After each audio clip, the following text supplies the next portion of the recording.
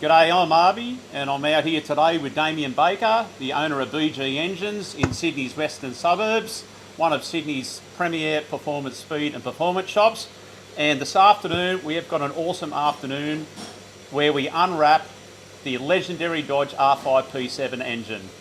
An engine that dominated NASCAR from 2001 to 2012. In the heyday, they were the absolute rock star of small blocks. 358 cubic inches of Mopar madness. It's been a few years since we've run them, but they are still a hot ticket item in your drag and drive car, your race boat, your street machine, or if you want to get into burnouts, this is what you need to have.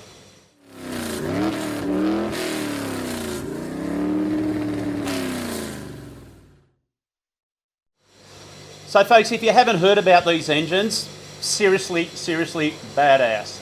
They were built to run at 9 to 10,000 RPM for hour after hour after hour. In the day, thousands of these engines would have been produced with an R&D budget that would truly surpass Formula One. I mean, these were a really sorted out bit of gear. So obviously, we love them. They belong in a street car. We thought we'd take it a step further. Bright idea, 3,227. Let's buy one. You know what? Let's buy one. Let's buy it from somewhere reputable, like Facebook Marketplace, from some random in Vegas, which is where this one came from. So we know it's going to be good. There's going to be nothing wrong with this thing. It's going to be solid. Yep. So we got it crated up. We've sent it out here to BG Engines, to our resident expert, not just on R5, but if you've had anything to do with performance cars, drag racing, boats, burnouts on the other side of the world or locally, BG Engines is a big name, and Damien has had a lot of experience with these engines. Just tell us a bit about that. Yeah, so I was pretty fortunate enough years ago to put these in boats. Powerboat racing was a bit of a craze, obviously the NASCAR derivative. High RPM, good oiling system, good cooling system, so we put them in speedboats, circuit boat racing, and I was fortunate enough to have a bunch of customers use them. I was able to strip them, learn about them, go overseas, do lots of stuff with different people about them, and yeah, now we just have them on plenty of different platforms, and yeah, drag and drive for me is the ultimate that Mark's going to use it for, and yeah, we're going to go through some of the things I've learned along the way on how to pick a good one and a bad one. Well, that's the thing too, you know, for guys who don't know the engines, I guess you feel like you're diving into the deep end. Sure. And for me, I hadn't had a lot of experience with them, but now that I've been exposed to them, I'm just like, you know, why didn't I do this 20 years ago? Absolutely. Because what is involved in this engine from an engineering and development viewpoint, even though it's 15 years on, this is still cutting edge stuff. This is still rock star stuff. Yeah. So these are, they're designed purely by teams to just be wide open for long periods of time. So for burnout guys, I don't know why more of us haven't gotten into it. They're cheap.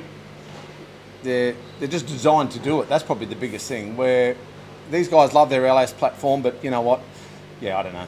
And give me a Dodge any day. And you're talking about an engine that's literally had millions spent Yep. on oiling and cooling systems. And for those torture test events like drag and drive, where valve trame's really important, and temperatures, and burnouts. Yep. You know, you want something that you can glue to 9,500 RPM. And just keep doing it. Yeah. Yeah. I think the cooling thing, drag and drive, we usually do it at the end of the year, so it's hotter. That's one box tick. The oiling system, especially for aspirator guys, rockers, lifters, all that development's been done. You got teams that just had 10 blokes dyno these things 8 hours a day, 5 days a week, and no other engine's probably endured that much testing, excluding F1 and so on. I still think NASCAR has had the most testing out of any platform, and this 6 litre 358 7 cube era is the key. Yeah, and essentially it was just build it the best you can. Yep. Cost doesn't matter. Yep. Winning is everything. And they didn't have a budget. You got teams that just kept developing and developing and developing. You know, I heard guys, they spend weeks and weeks on just oil pans, weeks on water pumps, weeks on manifolds, just testing the same engine over and over, just trying to maximise every area. And there couldn't be many other engines. Chevy, Ford, Toyota, Dodge, which is finished now, but yeah, none of them had any more R&D, I don't think, than this platform, that's for sure. You know, there's a number of places you can find these engines. We found this one on Marketplace. There's a couple of Facebook pages, the R5 P7 page. Yep. You do see them pop up occasionally just on your generic Facebook pages. Yep. What are the pitfalls in buying them? How do you want to buy them? I mean, I'm guessing you want to buy them as complete as you can. Oh, definitely. I think buying this one without a manifold, without headers. Headers aren't probably a big deal because you want to put it in a different car, but you want to try and buy it with an alternator, with an oil pump, with all the bits, because there's so many variables. You get caught up in spending hours and hours and hours of time trying to find the right bit, because every one of these teams have got little team identifiers here. They have all different ways they did things. Obviously felt they were better than the other team. And typically speaking, on the front of the engine, they always have a series of numbers stamped. So for instance, this one here is ARE 107, so that comes from Arrington Race Engines, and that would have been, you know, engine number 107 of potentially, you know, 200 engines that they held in stock. Yeah. But what is important is you get things like, you need the front engine plate, because these blocks have no engineers on them. You know, you really want the water pump, you really want the balancer, so... Yeah. You want the oil pump, like I said, you try and get it with an alternator, with the manifold, because the manifolds, they're short track, long track. There's all different RPM ranges the engines do. If you can try and buy less carburetor and pipes, it's probably your best ticket. That way, you can easily freshen it, and you've got all the walk-up start points. Try and mount an alternator to this, there is no kit. It's okay for probably guys like myself and shops that can do all that sort of stuff, but you might spend 4 hours putting an alternator on this thing, and it's just how it is. It's unique. They're all unique.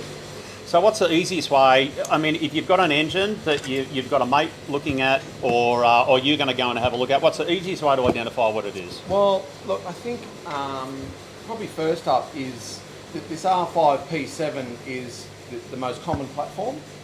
You probably really want to look at popping a cover off, and I would go to the year model myself. 99% of the time, it's all written on the inside of the cylinder heads. 0500, this is a 5th month 2000 model. So this is pretty early. They ran through to 06 was the last one, yep. I believe. So the first generation was roller cam? That's right, this all roller cam, which and this is too. So these have adjuster rockers, aluminium rockers. This is very early. They went right away from all this. We'll talk about that more later. But this will be the cheap end of the scale. And typically, horsepower-wise, I guess we would call these at like a 760, 780 horsepower. I reckon so. Yep. Yep. Some of them can bump into 800s, but yeah, I think late 7s is probably primarily what these guys are all aimed at, weren't they? And that was like with a 950 CFM carb. 830. 830. Yeah, 830. So they were restricted to carburetor. They had restrictor plates on some of the bigger tracks, but the 830 carburetor was primarily what they were allowed to use. How do we help check Spark it? plugs that. Let's make sure it winds over. In this case it did. There's a few parts missing on this sucker. There's bolts missing off the rocker. So these are the things you're going to come up against, I suppose, when you're buying in our marketplace. Yeah, I mean, you're not going to see that just by buzzing a cover off. You're going to... Exactly. So that's just one of the things we found on this one. We're not too fussed about it. But we're going to go through it. We're going to check rocker clearances. These have all been backed off. These were undone. Someone felt they were trying to do the right thing by looking after it. Looking after springs by taking the rockers out of it. We've sat them all back on. So we would check valve clearances, make sure they're all within sort of where they need to be. You can pop the valley off. We can have a look inside and see. In this case, roller cam. It's an early model engine, which we know from the year model. Bronze lifter bores. Yeah, it's got the bronze lifter bores. It's got an open valley in it. The later model ones had an encapsulated cam tunnel, which was more a flat tappet thing to keep the oil on the camshaft. So this one, being an early engine, along the lines of what we would expect to see. So the first generation motors, I mean, going to say a keyed lifter, that was a user choice. Yep. That didn't automatically happen when I went to the second generation engine. No, some of these had link bars as well. I've been involved with a link bar engine. Yep. They didn't always have keyed. I think, like we said before, with all the different manufacturers, they all had their views on what was better, what was not. They all went to flat tap it to get away from roller lifter failures. They went away from adjusters on rockers so they didn't break off or fail. They kept advancing year after year. Obviously the latest model engines would have no adjusters, flat tappet camshafts. They had a DLC lifter, which is diamond-like coated lifter. It was all the high-end stuff. So it looks like we're off to a great start. You know, the Valley is super clean. The engine is very clean. Yep. There's a couple of nuts and bolts missing there.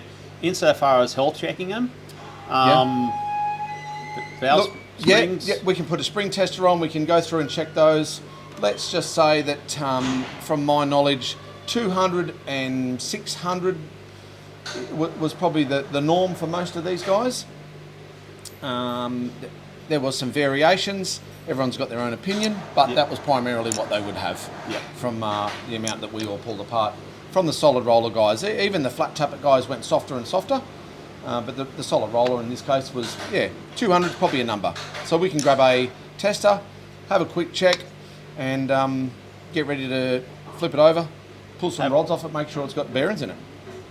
Okay, so spring checking, making sure the rockers at base circle, so these were backed off, so that's fine. We can get an idea on what pressure we're going to have. So put a bit of weight on it, crack that valve, and we're probably just shy of 250, 240. Pretty nice. Yep. Pretty nice. Next one.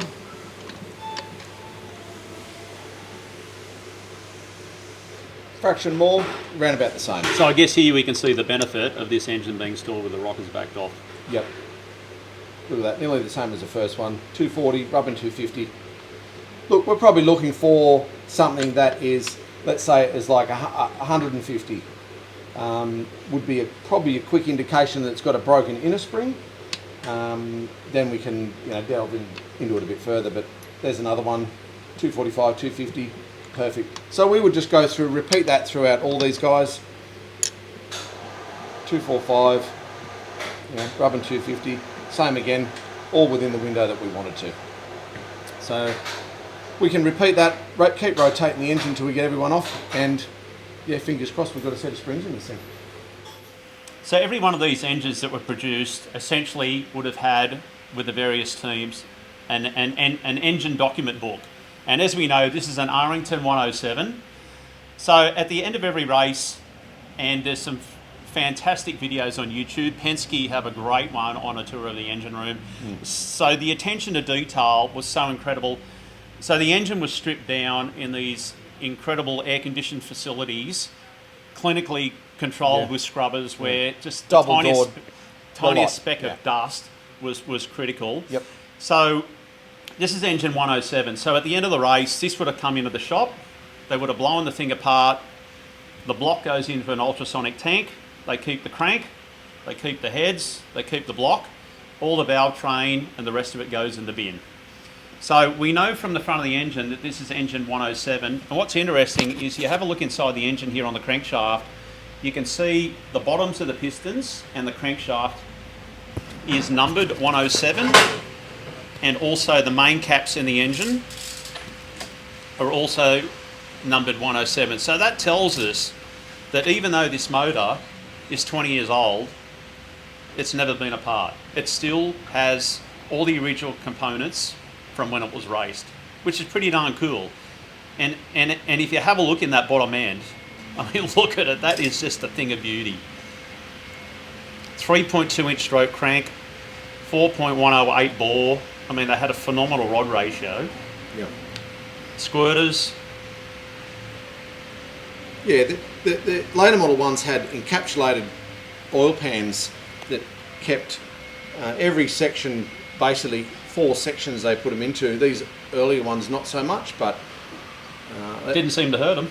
it didn't seem to make much difference. Obviously, they kept refining it, but as far as this level, it's pretty cool. Matching numbers is always good. We know it hasn't been. So what are you thinking? A Windberg crank? I would think so. Yep, Bryant Windberg was generally the flavour. This one's got a Crower rod in it, which is, I've not seen a Crower. Usually Lentz is a pretty popular. Pankel? Yeah, Lentz. Pankels. Crower. I think I might have saw one of the earlier ones years ago with a Crower, but it wasn't super common. Obviously for this one, they were good enough. It's probably what they'd class as a big pin, like an 866 type wrist pin. They got smaller and smaller over the years, but this one being an earlier one. It's got a JE piston in it, and as you can see, that squirter gets right down there, and it just tiptoes right around the corner and gets right in under that skirt. Keeps the crown of that piston cool. And I mean, look at the bottom end, cross-bolted main caps, steel block. Yeah. You know, it'd be a great start for a good blower motor. Yeah. Well, the crankshaft's not going to break, that's for sure. They've got a big snout. They got all of it going for them. 8 counterweight. You know, these guys were doing it back in the 90s and 2000s. Yeah. So, you know, I know we think it's pretty hot 8 counterweight, but yeah, it's old news. It's old news. Yeah. For these guys, it's old news. So look, the oil pan was great, but let's knock a couple of shells out of this. Yeah, thing, perfect. And So those rod bearings. we'll see what it looks like. So, you know what's pretty cool is sort of 3 lines across that bearing, probably micrometer measuring marks. Not sure if you guys can see that, but it's pretty cool. It's a coated bearing. These guys had all this sort of stuff. Stick me dirty fingers all over it, but yeah, wow. Crankshaft's amazing. Gorgeous. Look, as far as now goes, we'll pop it back on. We'll try another. Just keep checking them. Bearing check, box ticked. We'll go through and do all the others anyway. So far so good. When you've got some looking like that, obviously the others generally are pretty good, but can't take it for granted. So really, springs are good, tappets are good. Engine's clean. Engine's clean.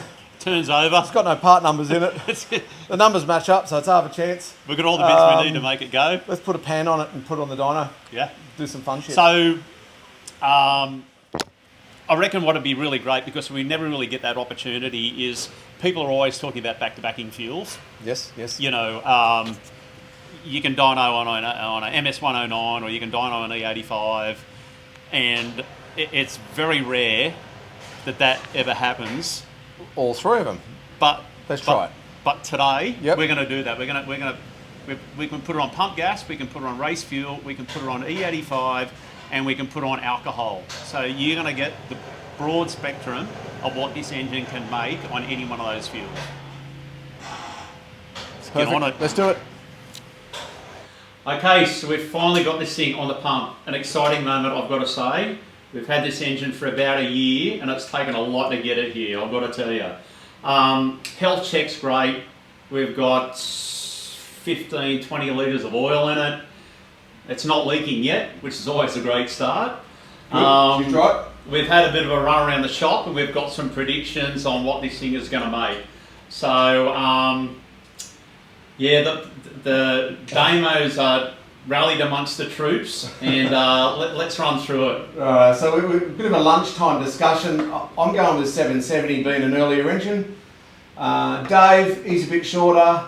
Eamon, well, he's on the tall side. Nick, he's in the middle. And Mark, well, he was with me, which was pretty interesting. So it's pretty typical of what these things make, sort of 760 to 780. Yeah. I've dynoed plenty over the years, and I would think, yeah, this is where it'd be. So we'll see. So we've got, fortunate enough to have, I've got 3 APD carburetors. They're all 950s, one 750 blade, one 450 Venturi. This is a gas carburetor. I'm going to put it on QM25 to start with. I've got E85 and we've got an alcohol version. All exactly the same carburetors. So there's no discrepancy on 950, 850, any of that. So it's not going to be later on, or you change carburetors. None of that. So they're exactly the same, just a fuel change. I'm going to leave the timing as it is. We've got it on 30 degrees. I'd like to squeeze it 32, 34. We'll do that later in testing. But we're going to start it, warm it, play with it, and then we're going to pull it, and we're just going to change carburetors and see what it does. I'm curious. With the different fuel. I'm on race gas for the win.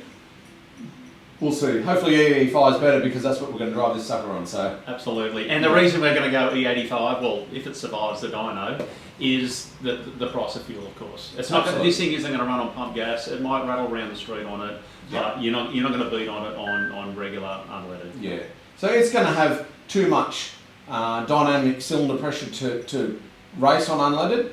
These engines were on Sunoco race fuel back on the other side of the world, so that's why I'm trying it on unleaded race fuel to start with here. So, and timing wise back then, they would have not... 32, 34 was always the number, yeah, with the race gas. And with a static comp, we're around at 12 and a half? 12 and a half to 1, yep. Yep. So yeah, we'll fire it up, see what we get. Party on. Let's rev this sucker.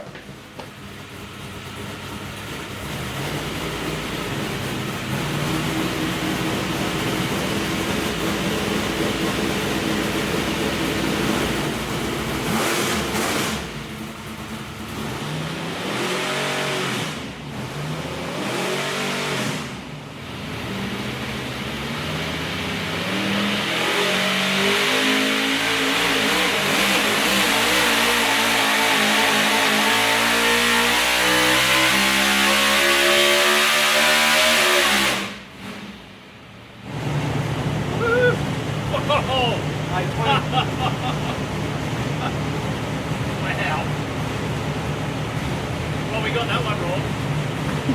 Got more than what we got, that's for sure. Beautiful. 9,000. Thank you.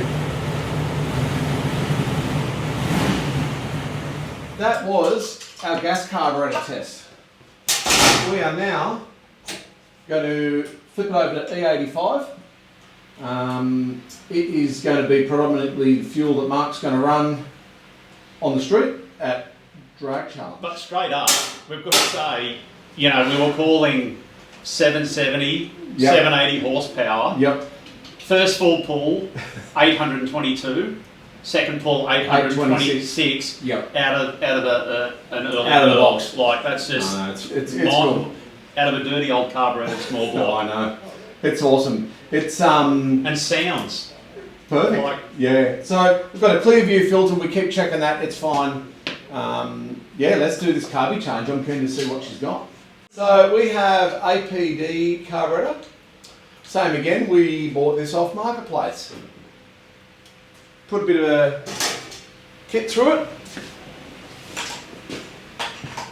and we'll see how this thing rolls.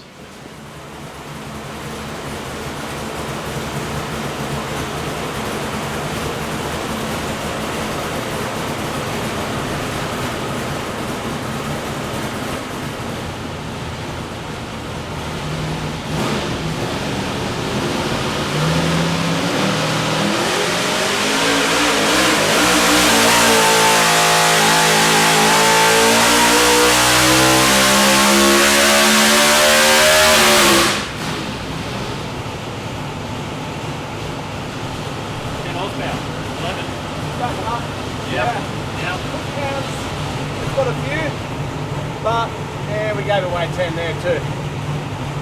still the same. Yeah. At 9 though. Better down the bottom. Yeah. I can see it on the real-time graph here, but it just ran out of steam. Yeah. Let's and held fuel pressure. And held fuel pressure.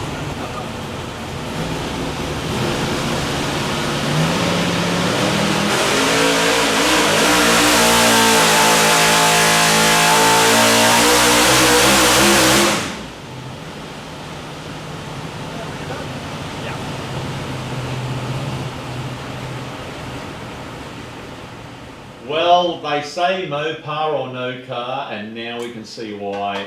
What could have gone tragically south as a couple of bad marketplace acquisitions. Not to be. The engine and the carburetor has really blown us away here today. We went into it expecting late sevens. 770, Yep. 780. Yep. First big pull on the dyno on some race fuel, straight into the low 800s. Yep. With a 826. I think so. We didn't touch anything. We reloaded it with some E85. We lost a little bit. I think we lost 8 horsepower overall in the top we picked end. up some foot pounds, but lost a bit of power, that's cool.